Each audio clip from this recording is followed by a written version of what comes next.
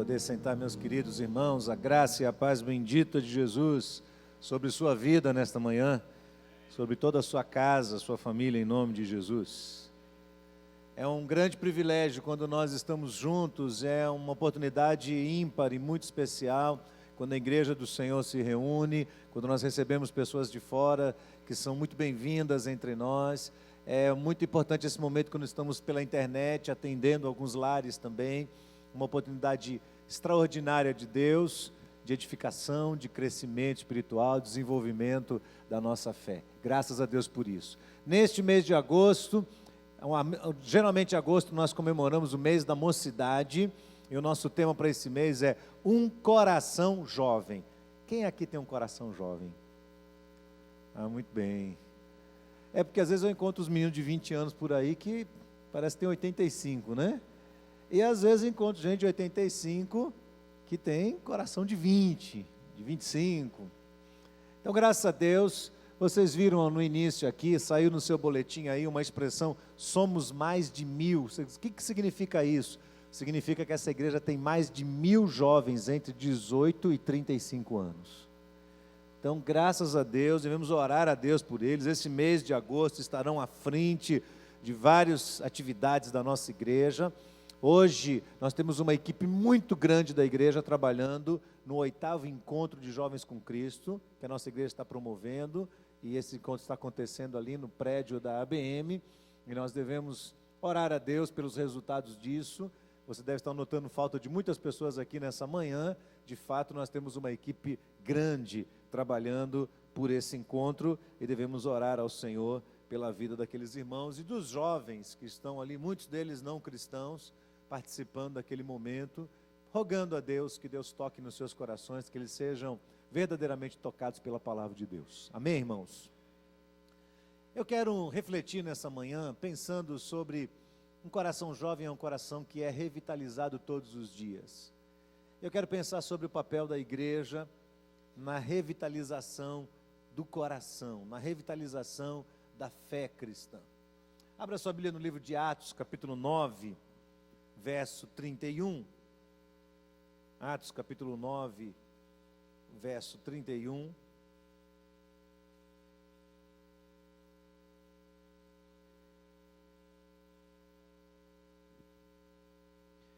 Esse texto tem a ver com a igreja de Jerusalém, com algo extraordinário que estava acontecendo lá. A Bíblia diz: a igreja, na verdade, tinha paz por toda a Judéia, Galiléia, Samaria, edificando-se, caminhando no temor do Senhor e no conforto do Espírito Santo. O que acontecia? Crescia em número. Olhe bem as expressões desse texto, de uma igreja que é um modelo para nós. A igreja tinha paz onde ela estava, a igreja edificava-se, ou seja, uns edificavam os outros, a igreja caminhava no temor do Senhor, a igreja era confortada, consolada, encorajada pelo Espírito Santo, e como resultado, a igreja crescia em número. A igreja crescia cada vez mais. Daqui até o final do ano, irmãos, nós teremos meses agitados. Como é a característica desta igreja? Eu não sei qual é o mês que essa igreja não tem assim muitas atividades e muita coisa acontecendo pelos bastidores, e por causa disso alcançado tantas pessoas que têm nos procurado para alimentar a sua fé entre nós. Mas nós teremos várias programações relevantes para a vida da igreja. Então serão meses de muita movimentação e de programas fundamentais para todos nós. Eu disse que está acontecendo hoje, desde sexta-feira, o Encontro de Jovens com Cristo. Daqui a 2 semanas acontecerá aqui na nossa igreja o congresso Somos Todos Um. Este congresso não é um congresso da IBAN, mas nós temos o privilégio de sediar esse congresso, que é da Junta de Missões Nacionais da nossa Convenção Batista Brasileira, e nós receberemos aqui jovens de todo o Brasil. de vários lugares, que estarão entre nós, estarão participando desta programação, um congresso voltado especificamente para alcançar os universitários, para trabalhar com eles, para ajudá-los a serem relevantes na faculdade, na universidade onde estão estudando. Teremos o retiro de casais. Retiro de casais é uma oportunidade fantástica de descanso, de tranquilidade na alma. Nós vamos receber no retiro de casais pastor Ivênio dos Santos. Eu o considero um dos melhores pregadores do Brasil, muito experiente, já de idade, e ele vai estar conosco dividindo a sua experiência, seus erros e acertos na sua própria família, conosco, com os casais que estaremos ali. Então o retiro é uma oportunidade muito especial de investimento num casamento. Às vezes as pessoas querem ter um casamento bom, mas não querem investir nesse casamento. Querem ter um casamento tranquilo, sossegado, sem problemas, mas não querem trabalhar seriamente em cima desse casamento e investir em cima dele. Então este retiro será um convite para um investimento no seu casamento. Teremos o retiro dos ímpares. Retiro dos ímpares que acontece com o pessoal aí que tem se reunido toda semana e edificado um a fé do outro. Então vai ser muito especial. Teremos o retiro dos missionários da nossa igreja, teremos profissão de fé, teremos batismos. No mês de outubro acontecerá o Summit, esse congresso global de liderança, muito importante, não só para nós, mas nós estamos abrindo, estendendo este congresso para que a igreja em Salvador, quando eu digo a igreja, eu digo todas as igrejas em Salvador, sejam abençoadas e sejam melhores, e se elas forem melhores, essa cidade será impactada pelo Evangelho. Eu queria perguntar para você, você gostaria que todas as igrejas em Salvador fossem uma bênção? Se não todas, pelo menos todas as igrejas batistas em Salvador, você gostaria que elas fossem uma bênção? Então, o Summit é uma oportunidade para isso. Eu tenho trabalhado com muito afinco neste projeto, porque eu entendo, irmãos, que ele traz uma nova perspectiva de crescimento e de organização às igrejas na cidade. E depois disso, reuniremos todos os nossos esforços na direção do Natal do Salvador, da programação que acontece no mês de dezembro. Praticamente todos os dias de dezembro temos programações especiais, mas especificamente o programa que realizamos na Praça do Imbuí, eu creio de grande impacto também para a nossa cidade. Então isso tudo vai acontecer no objetivo de trazer edificação, crescimento, evangelização, a vitalização da fé, da vida espiritual dos nossos membros. Eu tenho uma preocupação no meu coração e eu não consigo me separar disso. O tempo todo eu estou pensando sobre este tema, sobre a igreja do Senhor. Não só a IBAN, mas o crescimento da igreja como um todo. Eu já ouvi pessoas dizerem assim, não adianta uma igreja crescer em número e não crescer em qualidade. Tudo bem, alguém já viu uma igreja que tem qualidade e não cresce em número? Porque se a igreja tem qualidade, qual é o resultado disso? É o crescimento. Vai ter mais gente procurando, vai ter mais gente indo atrás, vai ter mais gente querendo saber o que está acontecendo aí no meio de vocês. Qual a razão que há no coração de vocês? As pessoas vão vir atrás. Uma pergunta que parece estar na mente de todos é, será que as igrejas estão alcançando o seu real objetivo? Será que elas estão trabalhando a pleno vapor, alcançando plenitude no seu propósito? Que características são determinantes para que uma igreja seja considerada bíblica, seja considerada fundamental, visivelmente relevante à sociedade contemporânea, para que ela seja vitoriosa diante dos desafios e das ameaças que vem sobre a igreja do Senhor nos nossos dias? Que características? Outra pergunta é, existe uma igreja perfeita? Existe uma igreja onde eu vou e tudo que eu imagino e sonho vai acontecer para mim? Não, não vai. Essa mentalidade é a mentalidade de shopping center.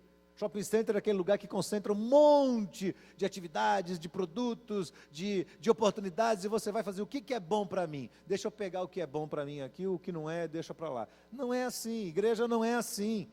Quando nós pensamos sobre igreja, nós estamos falando sobre gente, sobre pessoas. Eu não creio que exista a igreja perfeita. Eu tenho sempre dito que a igreja é o espelho daqueles que estão dentro dela, de nós, do povo que está dentro desta igreja. Portanto, a igreja vai ter que aprender a conviver com seus próprios defeitos, com suas próprias limitações, com suas próprias falhas, mas sem deixar de tirar os seus olhos do autor e consumador da fé, que é Jesus.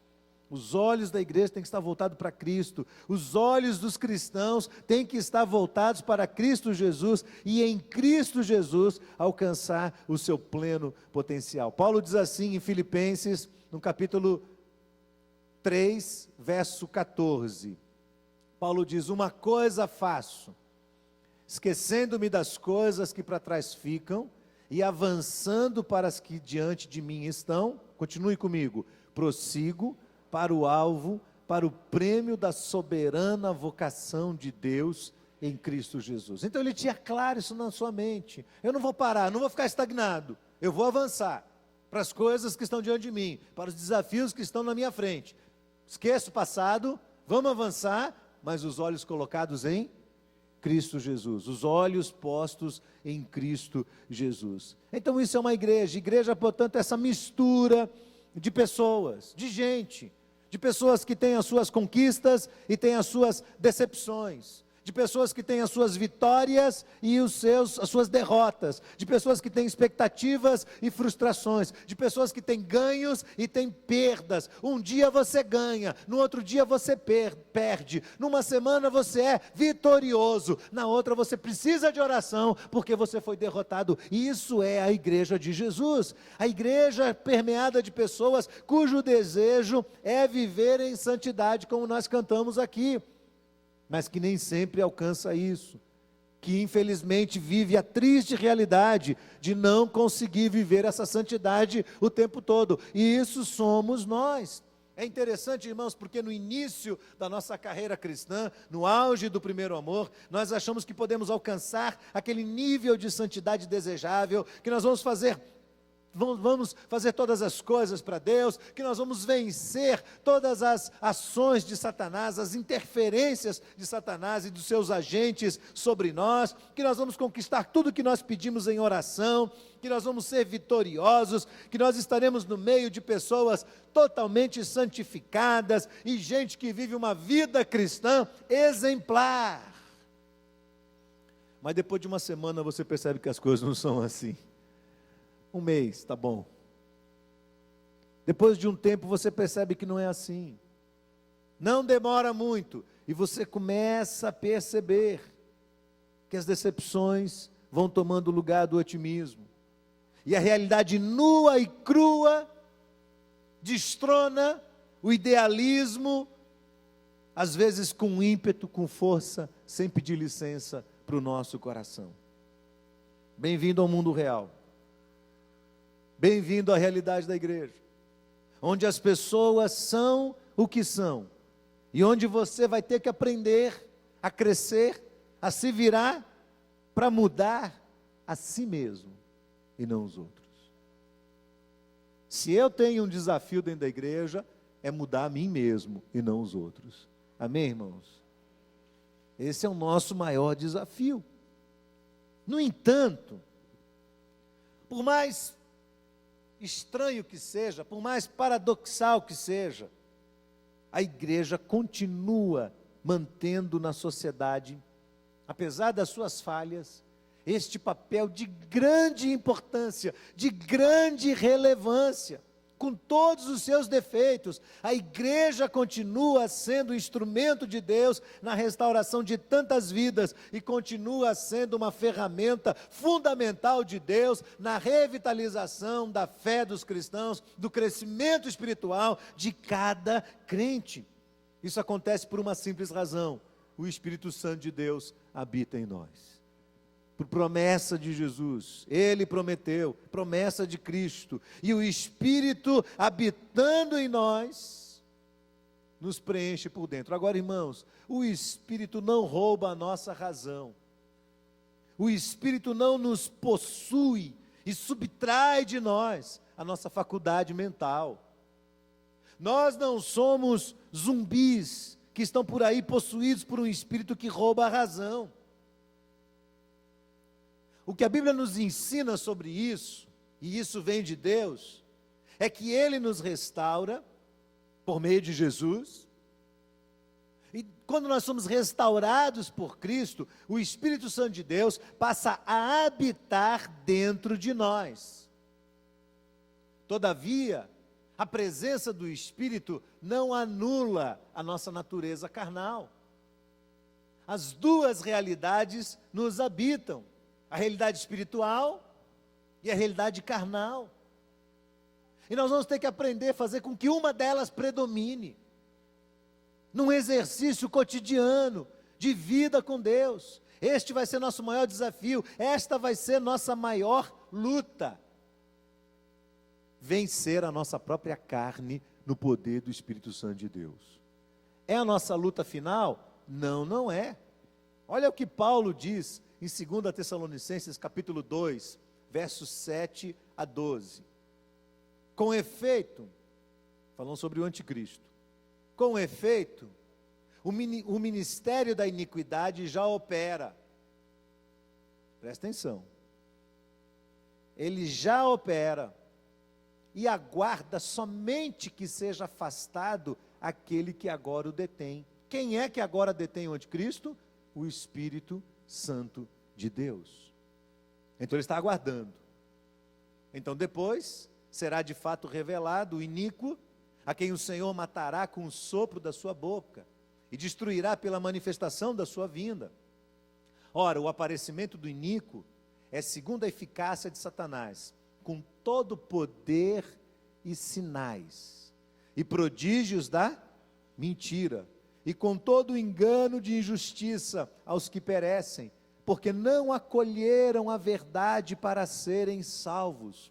E é por esse motivo, pois, que Deus lhes manda a operação do erro, para darem crédito à mentira, a fim de serem julgados todos quanto não deram crédito à verdade, antes, pelo contrário, deleitaram-se com a injustiça.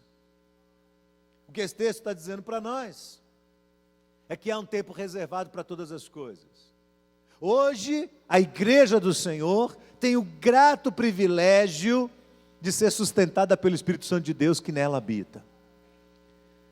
No momento em que a igreja for tomada para o Senhor, e Paulo ensina isso com muita clareza nas duas cartas de Tessalonicenses, no momento do arrebatamento em que a igreja do Senhor for tomada, o Espírito Santo de Deus será retirado junto com a igreja. E nessa hora, o iníquo, o anticristo, se levanta com poder, com milagres, com sinais da mentira, mas sinais, convencendo todo mundo de que ele é bom, e dando uma solução para a questão da ausência dos cristãos no mundo. A confusão generalizada que vai acontecer pela partida súbita dos cristãos vai ser resolvida temporariamente na mão do anticristo. E ele vai pôr ordem na casa e vai sentar-se no trono de Deus. E o texto diz que isso acontecerá por um período e que muitos o seguirão, dirigidos pelos seus erros. Gente que não deu crédito à verdade, mas deu crédito à mentira. Gente que se deleitou na injustiça. Então essa é a realidade espiritual. O anticristo já reina no mundo. Ele aguarda apenas aquele que o detém. Depois disso, o Espírito não estará mais aqui. E aí, irmãos, acreditem, tudo aquilo que nós ensinamos dominicalmente, diariamente, semanalmente, do púlpito, da escola bíblica dominical, dos grupos pequenos, tudo que a gente faz, perderá a razão. O momento de aprender e de aplicar é agora. Lá na frente não adianta mais. Por isso, vez por outra, quando eu toco no assunto de igreja e da nossa relação com a igreja do Senhor, eu sou repetitivo, às vezes enfadonho. Agora você quer ver uma coisa? Qual é o pai e mãe que estão aqui que não repetem coisas para os seus filhos? Quem não repete? Você repete? Repete? E ele fala: ô papai, muito obrigado, você está repetindo isso. Não é assim que ele fala? Ele fala: pai, de novo, pai. Mãe, outra vez, mãe, você está falando isso. Eu já sei o que você vai falar, mãe. Aí você diz assim: se você já sabe, então, faça, obedeça, coloque em prática. E no dia seguinte, o que você faz? Fala tudo de novo. E fala outra vez, e fala: pastor é meio pai, irmãos. Os pastores são meio pais. A gente fala coisas que os irmãos já ouviram, e a gente tem que falar de novo, e tem que falar de novo, e tem que falar mais uma vez, e tem que falar outra vez, e a gente vive ensinando, às vezes insistindo com as mesmas coisas. Portanto, me permitam hoje, dentro de um ciclo de repetições, reafirmar, dizer novamente, que por mais que a igreja de Jesus tenha os seus defeitos, seja lá qual igreja for, a igreja não é nossa, a igreja é de Jesus. E se ela é do Senhor, a nossa relação com ela tem que ser de profundo temor a este Deus. E esta relação será fundamental para o nosso crescimento espiritual e também para que nós sejamos mobilizados a favor do reino de Deus aqui neste mundo. Primariamente, Deus não nos criou para sermos médicos, advogados, enfermeiros, contadores, industriários, comerciários. Deus não nos criou para isso primariamente. Deus nos criou para o louvor da sua glória. E para que nós sejamos testemunhas vivas, oculares de Cristo neste mundo. Então, antes de você ser um profissional, você é um crente em Cristo Jesus. E aí sim você se torna um profissional bom, um dos melhores que tem no mercado de trabalho. Trabalha com excelência. Mas lembra que isso é uma ferramenta de Deus. A sua profissão, o que você sabe, o que você aprendeu, o que você estudou, é uma ferramenta de Deus, para que você seja uma grande bênção nas mãos do Senhor, aqui neste mundo. Você não pode passar por este mundo invertendo as prioridades, e deixando de lado aquilo que é mais importante. Mas a gente tem visto muitas pessoas se afastarem da igreja. Há até um termo sociológico para isso, é chamado período pós-denominacional. O que é o período pós-denominacional? É o período que nós estamos vivendo, em que as pessoas estão dizendo assim: eu não preciso de igreja, eu posso ser um crente fora da igreja, eu posso ser um crente sozinho na minha casa. Você que está me vendo na internet pensa assim, não é? Sozinho na minha casa, sozinho. Eu quero dizer para você que esse não é um conceito bíblico. Não é um conceito bíblico. Ficar pulando de igreja em igreja sem assumir compromisso com nenhuma também não é um conceito bíblico. O que a Bíblia ensina é: você precisa estar ligado a um corpo. Um corpo. Então as pessoas se afastam.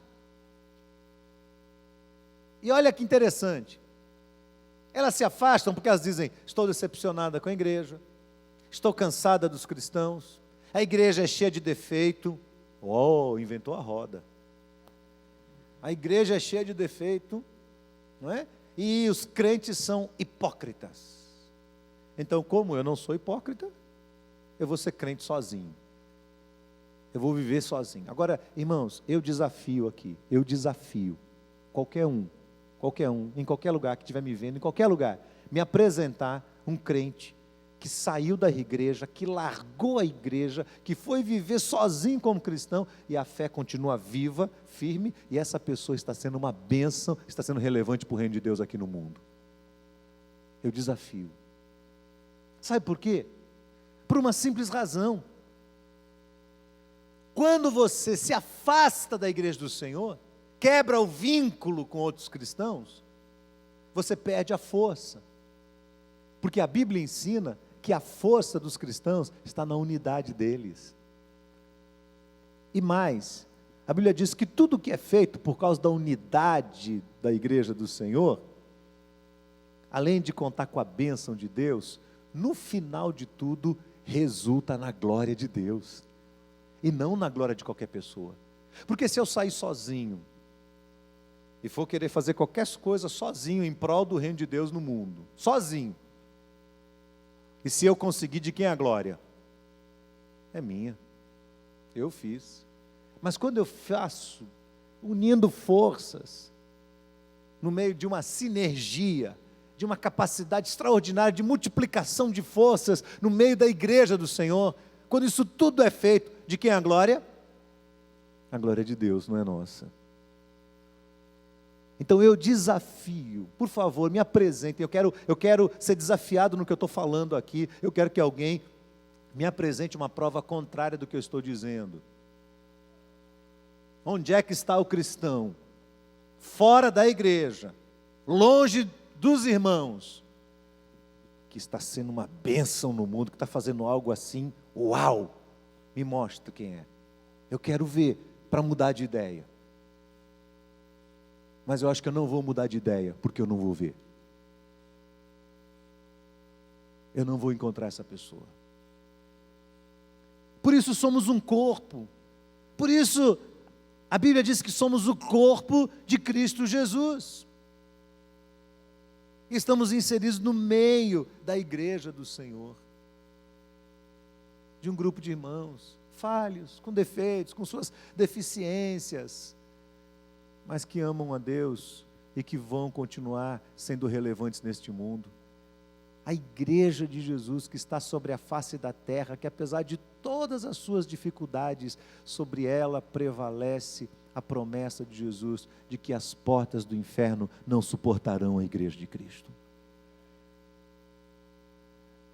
Então deixa eu fazer algumas repetições aqui, para você que está me ouvindo, seja dessa igreja, ou seja de outra igreja qualquer, pense na sua própria igreja. A primeira coisa que eu queria dizer para você é, conheça sua igreja por dentro.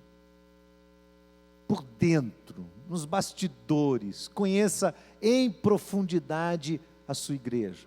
Conheça a declaração de fé, das doutrinas, conheça a sua liderança, conheça qual o propósito, para onde essa liderança está conduzindo a igreja, qual o objetivo dela.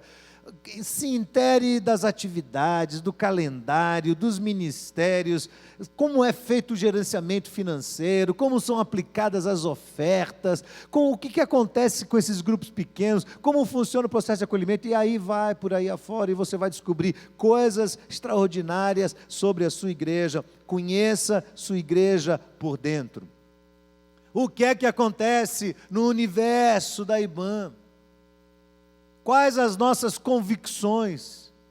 Qual é a nossa declaração de fé? Quais são as nossas doutrinas? Você não pode estar dentro da igreja ou iludido em relação ao que nós cremos, ou dissimulado, crendo diferente, mas querendo torcer neste grupo ou naquele a doutrina que nós cremos aqui. Nós temos uma doutrina central e sobre ela temos perseverado, irmãos.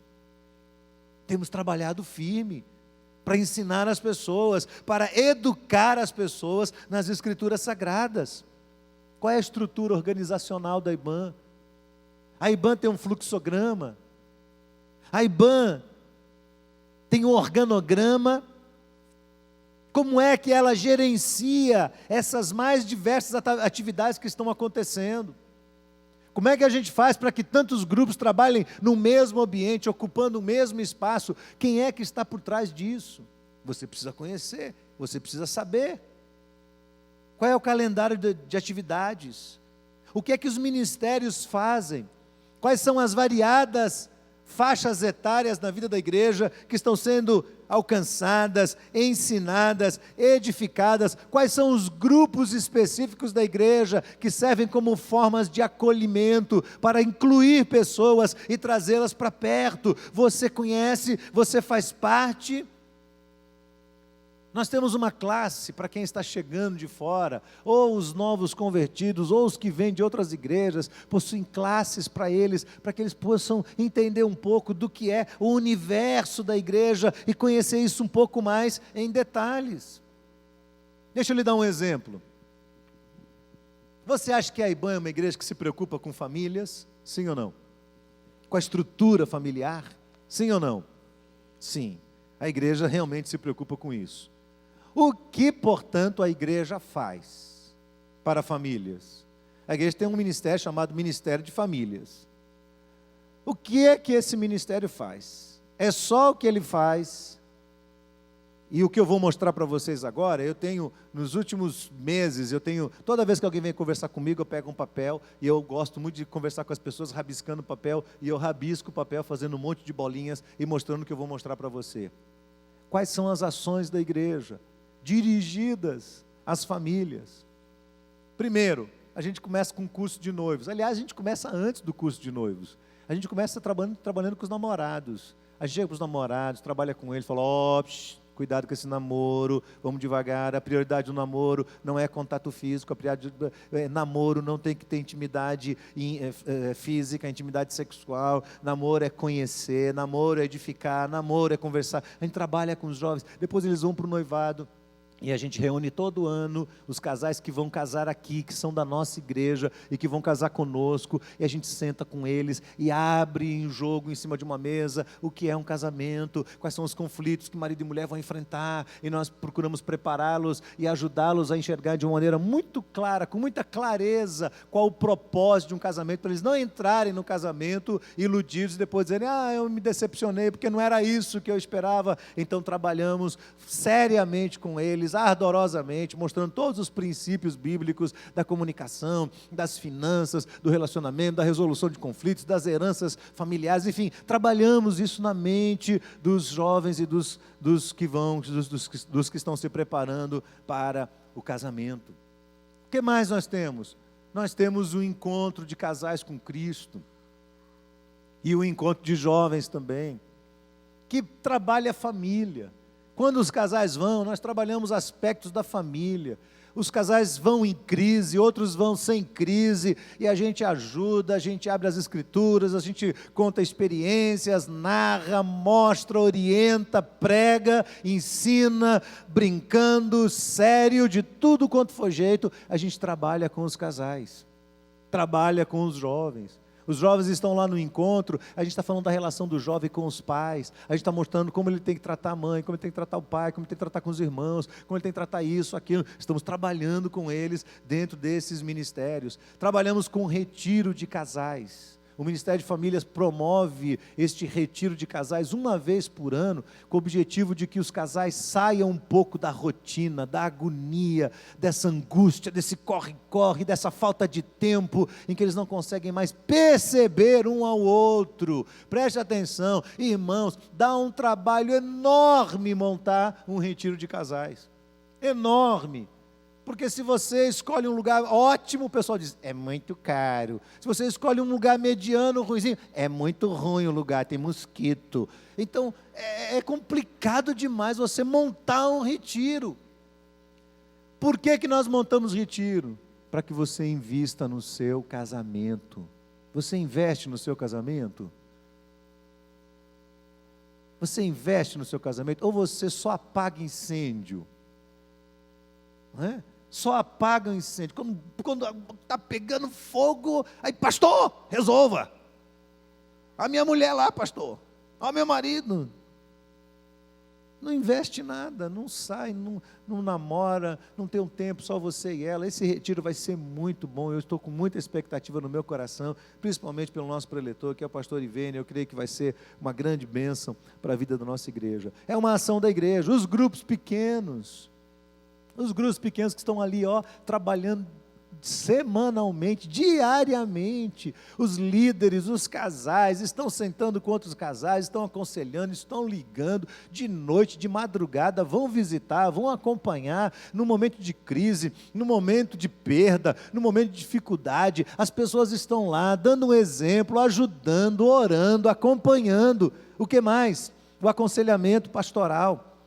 Os pastores estão atendendo toda a semana, no gabinete pastoral, estão ajudando esses casais, estão acompanhando. Eu vou pedir o pessoal lá do Decon, se estiver mexendo, deixa que eu mexo daqui, por favor.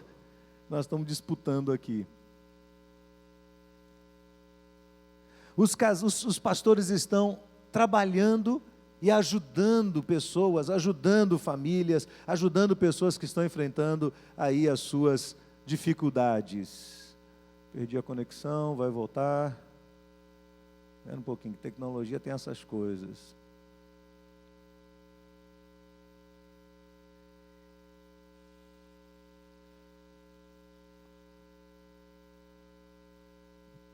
O que mais que nós temos, irmãos? Nós temos a escola bíblica dominical. Que assunto nós tratamos no primeiro semestre desse ano? Na escola bíblica? Família. Os professores trabalhando, todo mundo ali se empenhando, ajudando, trabalhando, se envolvendo, dando o máximo de si para desenvolvermos famílias, trabalharmos com casais, trabalharmos com pessoas.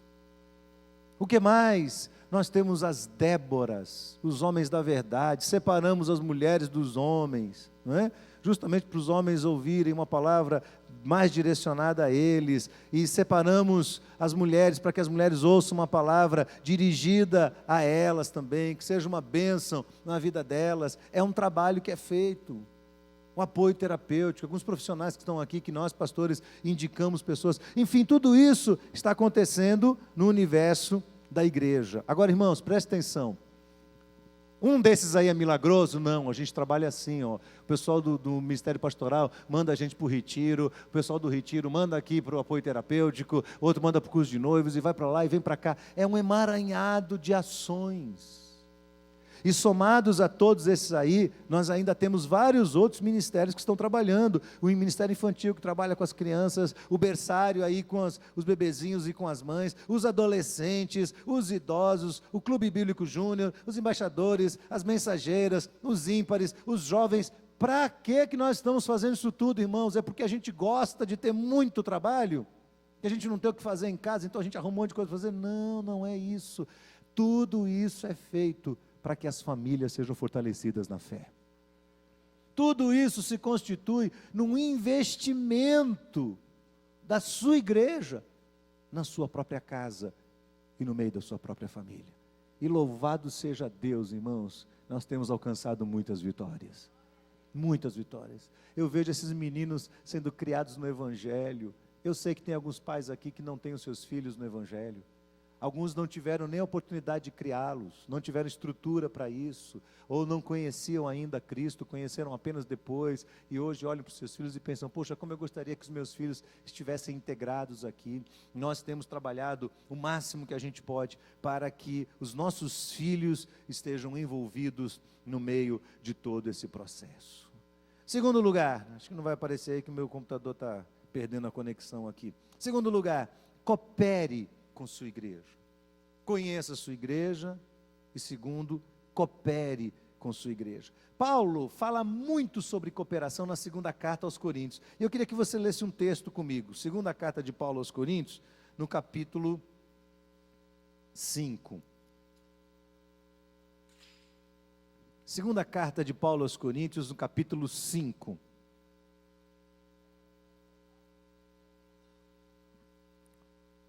Esse é um tema muito recorrente dentro desta carta. Paulo fala várias vezes sobre essa questão da cooperação, da importância, do zelo que os irmãos têm que ter, e de como os irmãos devem investir todo o seu coração e os seus dons no reino de Deus. Leia comigo a partir do verso 18, 2 Coríntios 5, a partir do verso 18.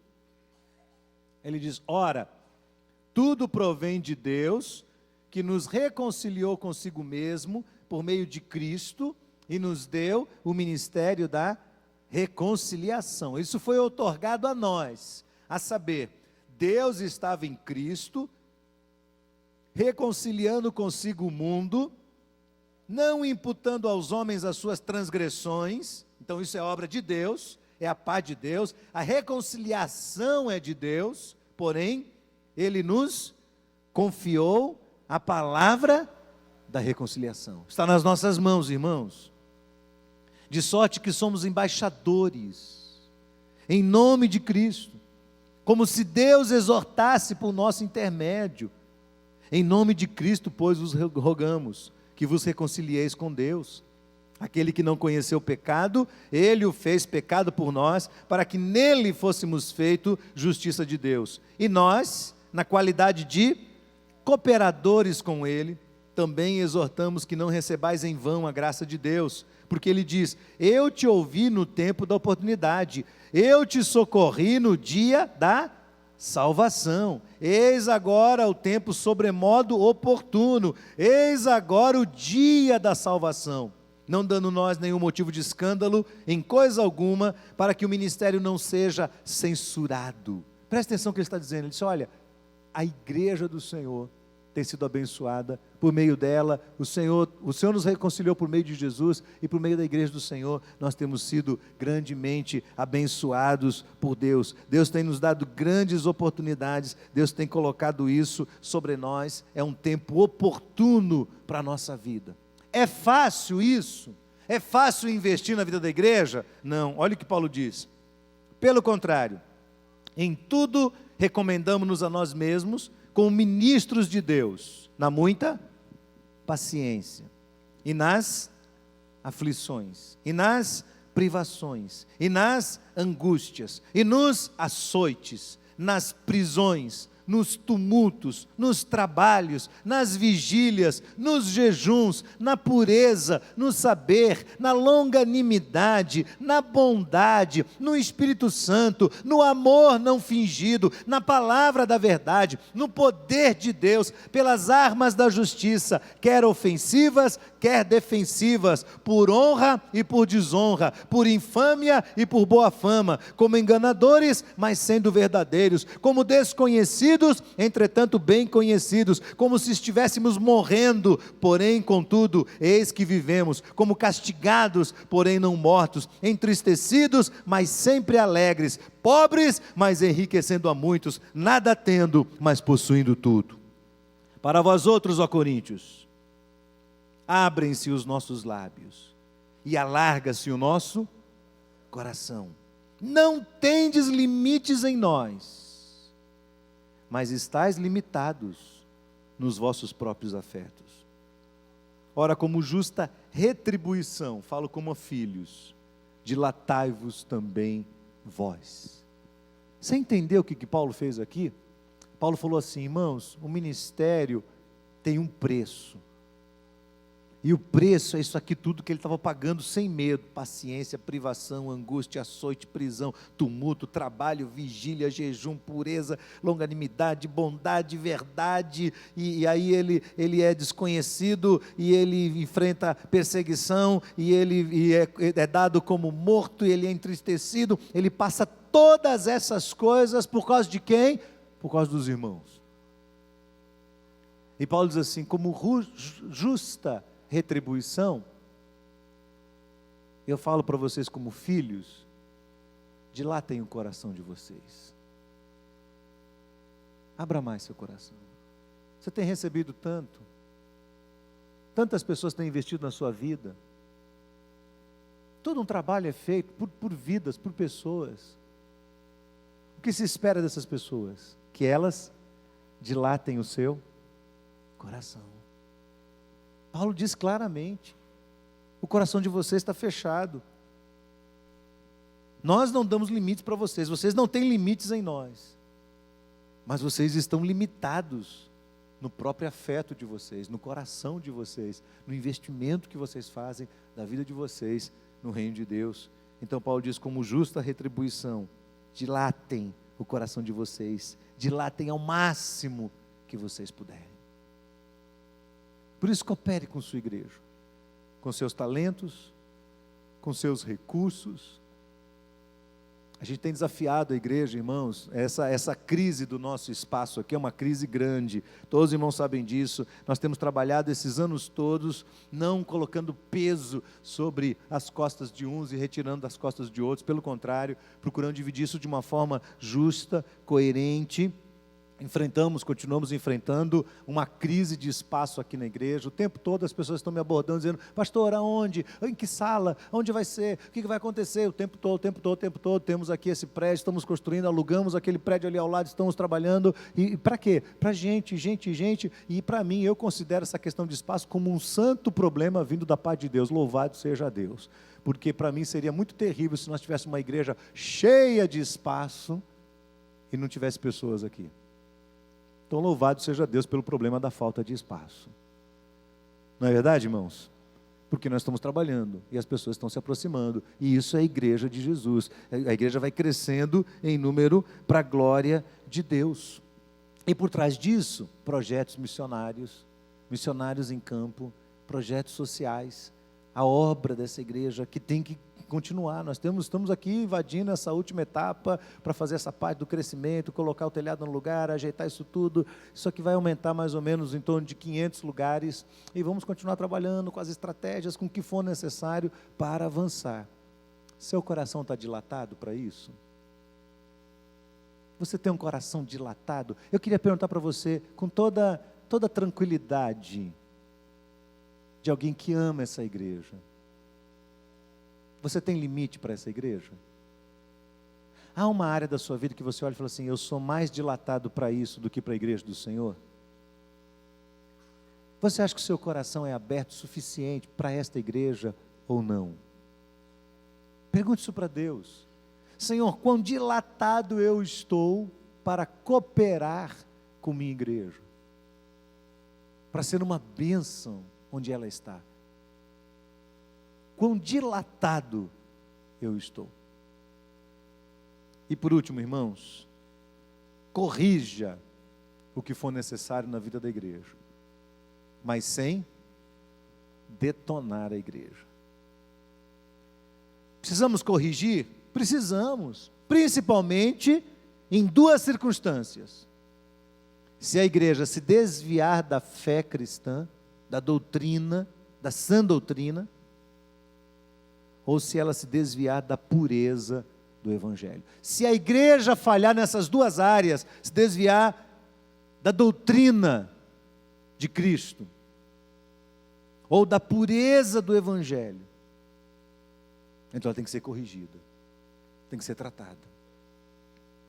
Agora, quando tiver que tratar alguma coisa, trate da igreja sem detonar a igreja, porque o diabo faz isso todos os dias, irmãos.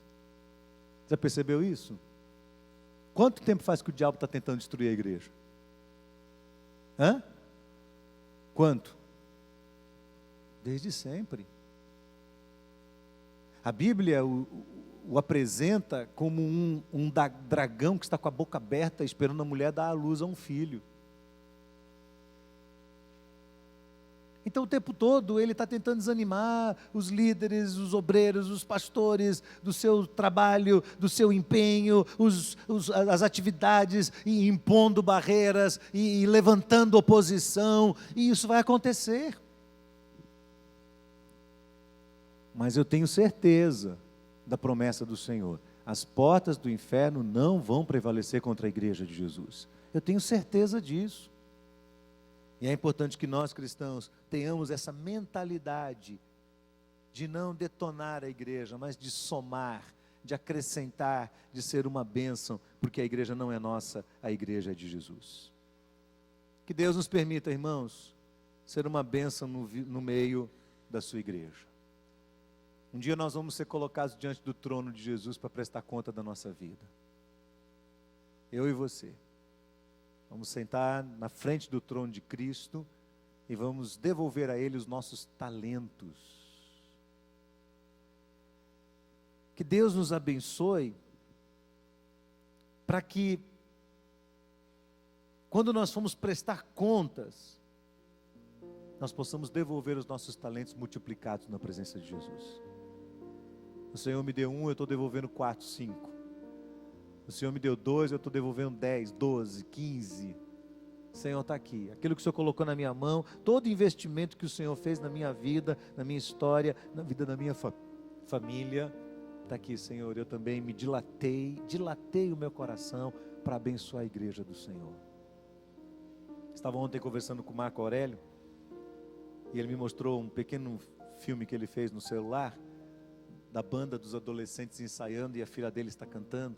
Lindo, lindo. Eu vi a voz da menina, falei, meu Deus, que coisa incrível. Eu vi essa menininha nascer. Eu a vi nascer. Irmãos, é extraordinário. Alguns meninos que andavam correndo pelos bancos da igreja, quando eu cheguei nessa igreja, hoje estão liderando grupos de edificação espiritual. Isso não é uma bênção? Quantos mais nós vamos investir? Quantos meninos mais você acha que a gente deve investir na vida deles, para que eles reproduzam essa liderança no futuro? Quantos mais?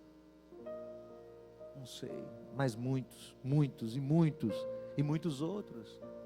Deus nos dá uma criança, a gente devolve para Deus um líder, um homem que trabalha em prol do reino de Deus neste mundo. Deus tem dado recursos financeiros a você. Você tem um coração dilatado para a obra de Deus? De verdade? Você olha o crescimento da igreja e diz, Senhor, isso é um problema meu, não é um problema lá dos irmãos que vão resolver, alguém em algum lugar. Não, é um problema meu, e eu vou cooperar com isso, eu vou chegar junto, eu vou ajudar. Então eu queria desafiar você nessa manhã a orar, perguntando isso para Deus. Nós não vamos ser julgados só pelo que nós somos. A Bíblia diz que nós vamos ser julgados também pelo que fizemos. Porquanto a fé sem obras é morta. Pelo que fazemos também vamos ser julgados diante do Senhor. E que Deus nos dê a graça, irmãos, a graça de sermos uma bênção enquanto nós estamos neste mundo. Que nós possamos trabalhar com fidelidade diante do Senhor, amando a sua igreja, unindo força com os irmãos, todos cheios de defeito, é verdade. Todos nós, mas unindo nossas forças e permitindo que o Espírito Santo de Deus trabalhe através de nós. Amém, queridos? Baixe sua cabeça, feche seus olhos. Pergunte aí para o seu coração, você conhece bem sua igreja? Você está entendendo o que está acontecendo ao redor de toda a igreja? Você coopera com ela? Você coopera com sua igreja? Você abençoa a sua igreja? Você tem corrigido o que é necessário, mas com espírito de brandura, com amor, com respeito pelas pessoas. Você tem tratado bem, você tem recebido bem quem chega aqui, tem atendido bem os irmãos, tem sido fiel. Seu coração está dilatado. Sabe o coração dilatado? O coração dilatado é quando você faz muito além do que é a sua capacidade. Você ama tanto o reino de Deus, você ama tanto o Senhor, você ama tanto a igreja que pertence ao Senhor, que você não mede esforços para dar o melhor de si. O meu melhor, como nós cantamos aqui. Você não mede esforço para dar o melhor de si para o reino de Deus. As primícias, não é a sobra, não é a sobra do seu tempo, não é a sobra do dinheirinho, não. Mas as primícias é o primeiro lugar. Não é a sobra do seu tempo, dos seus talentos. Não é quando você já está cansado, velho, que aí você diz, agora eu vou ajudar a igreja. Todas as pessoas idosas são bem-vindas a ajudarem, e elas têm ajudado muito.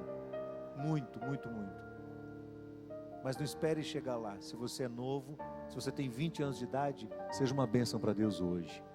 Se você tem 40, seja uma bênção para Deus hoje. Porque a vida vai passar, meu amigo. Irmão querido, a sua vida vai passar rápido. A nossa vida passa rápido. E que Deus nos dê a graça de sermos instrumentos nas suas mãos e de vermos a igreja sendo revitalizada, a fé das pessoas sendo revitalizada, o Evangelho de Jesus sendo pregado em todos os lugares. E aí chegaremos em paz diante do Senhor, diremos, Senhor, eis aqui minha vida, meu coração, servi ao Senhor, sofri, mas foi uma bênção, dilatei minha alma, dilatei meu coração, mas aqui está o talento do Senhor, recebe, e o Senhor vai olhar para você e vai dizer, bem está, servo bom e fiel, sobre o pouco foste fiel, sobre o muito te colocarei. Vamos orar, queridos. Senhor, nós te exaltamos nesta manhã, porque olhamos para a tua palavra e pensamos em quanta coisa pode ser transformada na nossa vida e o impacto que a tua palavra pode gerar dentro do nosso coração. Eu sei que às vezes nós temos as nossas resistências e é difícil entender como pode ser óbvio isso, que a igreja com tanta gente deficiente possa alcançar um propósito tão nobre, que é um propósito que veio do Senhor. Mas louvado seja o Senhor, porque é o teu Espírito Santo que atua em nós. É o teu Espírito que habita a nossa vida, que nos habita por dentro, que nos exorta, que nos consola, que nos ensina, que nos admoesta, que nos encoraja e que nos envia para o mundo. Bendito seja o teu nome, Senhor. E nós queremos dar o melhor de nós. Eu quero pedir ao Senhor que o Senhor movimente o coração de todos que estão aqui nesta manhã, para que nenhum de nós chegue diante do Senhor, compareça à tua presença de mãos vazias, dizendo que nós não sabíamos. Sim, nós sabemos. A tua palavra foi concedida a nós e nós te agradecemos por ela. E eu peço ao Senhor que em nome de Jesus possamos aplicar a tua palavra com profundidade no nosso coração, Senhor. E o que tiver que ser transformado na nossa vida por meio dela, nós pedimos que o Senhor transforme em nome de Jesus. Que o teu amor, a tua graça e o poder do Espírito Santo de Deus seja sobre todos, para a glória do Senhor, em nome de Jesus. Amém, amém e amém. Deus abençoe, meus irmãos. Vamos em paz, em nome de Jesus.